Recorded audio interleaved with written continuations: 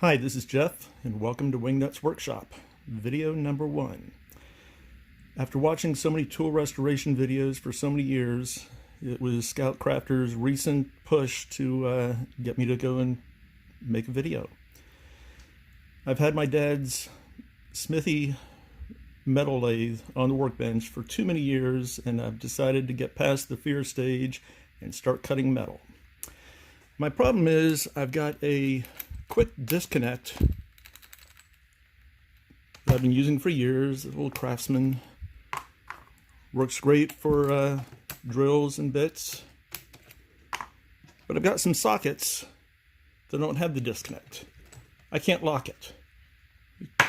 It falls out. So I'm going to attempt to see what I can do to make this. I've recently purchased through our local supplier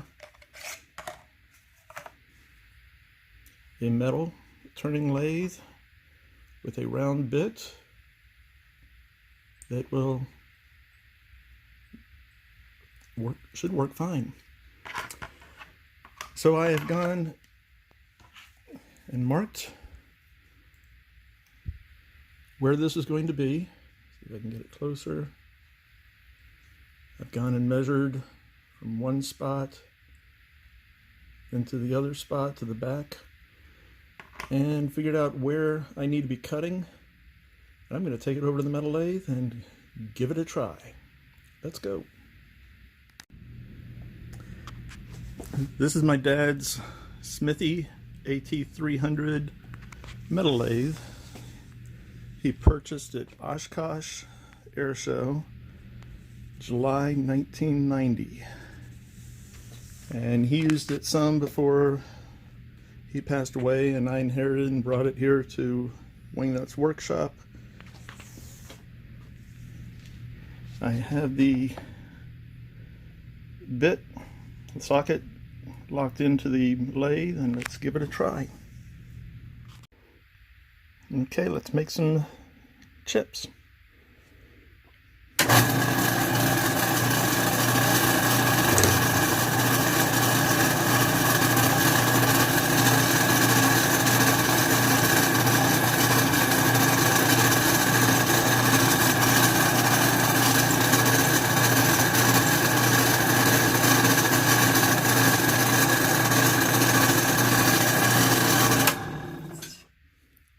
See how close we're coming?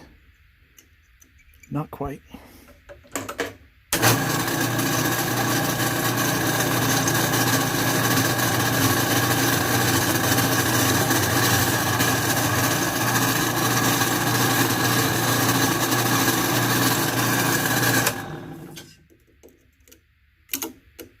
It looks like we might have it.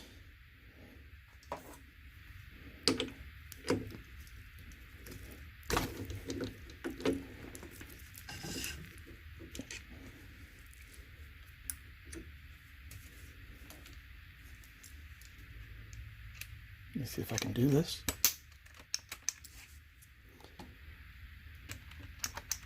I would say that is a success. Let's go and do the rest of them. So after about 25 minutes on the smithy metal lathe, we have achieved success, and all 10 of the sockets are now quick disconnects.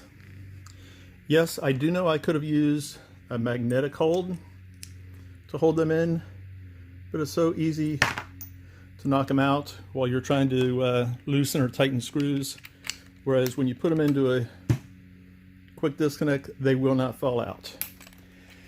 So I did have a learning curve. I broke a couple of the bits when I was trying to feed it too fast. This is the package that I ordered off of Amazon. There will be a link below just for your information. I'm not a big spender on this learning curve, so don't be surprised. I know I should improve and get better quality. Eventually I will. But this worked, and we're happy with success. Thank you, Scoutcrafter, for pushing me to go and get this started.